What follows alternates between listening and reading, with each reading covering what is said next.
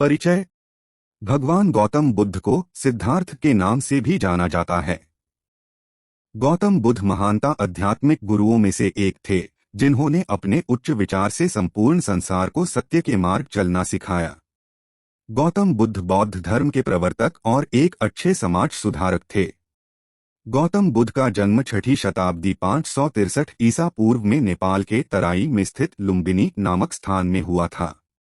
इनके पिता का नाम नरेश शुद्धोधन और मां का नाम महामाया था, जो सिद्धार्थ के जन्म के ही पश्चात मर गई। सत्य और परम ज्ञान की खोज। भगवान बुद्ध बनने से पहले वे साधारण मनुष्य थे। उन्हें सिद्धार्थ कहा जाता था। सिद्धार्थ का विवाह 16 वर्ष की उम्र में दंडपाणि शाक्य की कन्या यशोधरा के साथ हुआ। सिद्धार्थ के पिता ने उनके लिए भोग विलास पूरा प्रबंधक कर दिया। 3 ऋतुओं में रहने योग 3 सुंदर महल बनवा दिया। महल में नाच गाना और मनोरंजन की सारी सामग्री उपलब्ध करा दी गई। महल में दास दासी उनके सेवा में रख दिए गए। पर यह सारी सामग्री सिद्धार्थ को सांसारिक जीवन में बांधकर नहीं रख सकी। बचपन से ही उनका मन भोग विलास में नहीं लगता था। वे किसी का दुख दर्द देकर भावुक हो जाते थे। गौतम बुद्ध मानव जीवन और मृत्यु के सवालों पर विचार करते रहते थे। उन्होंने अपने जीवन में 3 व्यक्ति को देखा जिनके कारण उनका हृदय परिवर्तित हो गया। वे वृद्धावस्था, मृतक, बीमार शरीर और गरीबी को देखकर भावुक हो गए थे। उनके मन में मनुष्य के जीवन और मृत्यु से संबंधित कई सवाल उपस्थित हो रहे थे। इन सवालों का जवाब जानने के लिए उन्होंने अपना सांसारिक जीवन छोड़ने का फैसला किया। एक अंधेरी रात वे अपनी पत्नी और अपने बेटे राहुल को सोता छोड़कर गौतम अपना सांसारिक जीवन त्याग कर ज्ञान प्राप्ति हेतु जंगल की ओर चल पड़े। उस समय वह केवल 29 वर्ष के थे। गौतम बुद्ध सत्य और परम ज्ञान पाना चाहते थे। अपने 5 विद्यार्थियों के साथ वह जंगल में गए, लेकिन उन्हें शांति नहीं मिली। सत्य की खोज और परम ज्ञान की प्राप्ति के मार्ग में उन्हें कई प्रकार के बाधाओं का सामना करना पड़ा। एक दिन वह ध्यान करने के लिए बोधि वृक्ष के नीचे बैठ गए। उसी वृक्ष के नीचे उन्हें सत्य और आत्मज्ञान की प्राप्ति हुई। राजकुमार सिद्धार्थ भगवान गौतम बुद्ध कैसे बने? सिद्धार्थ दयालु और दार्शनिक प्रवृत्ति के व्यक्ति थे। वे जिज्ञासु तथा सहानुभूति सहज स्वभाव के जनप्रिय व्यक्ति थे। उन्होंने अपने सत्य और ज्ञान की खोज को जारी रखा। सत्य की खोज और ज्ञान प्राप्ति के मार्ग में उन्हें कई प्रकार के बाधाओं को पार करना पड़ा। एक दिन वह ध्यान करने के लिए बोधि वृक्ष के नीचे बैठ गए। उन्होंने वहां ध्यान लगाया। अपने जीवन में कठोर परिश्रम करने के बाद बोधि वृक्ष के नीचे उन्हें आत्मज्ञान की प्राप्ति हुई। वे जीवन और मृत्यु के रहस्य को समझ पाए और उन्होंने दुनिया को सत्य और अहिंसा की शिक्षा दी। साथ ही वे बौद्ध धर्म के महान प्रवर्तक थे। तब से उन्हें राजकुमार सिद्धार्थ से भगवान गौतम बुद्ध के रूप में जाना जाने लगा। गौतम बुद्ध की शिक्षा। भगवान गौतम बुद्ध का संबंध क्षत्रिय परिवार से था। गुरु विश्वामित्र के द्वारा सिद्धार्थ को शिक्षा प्राप्त हुई।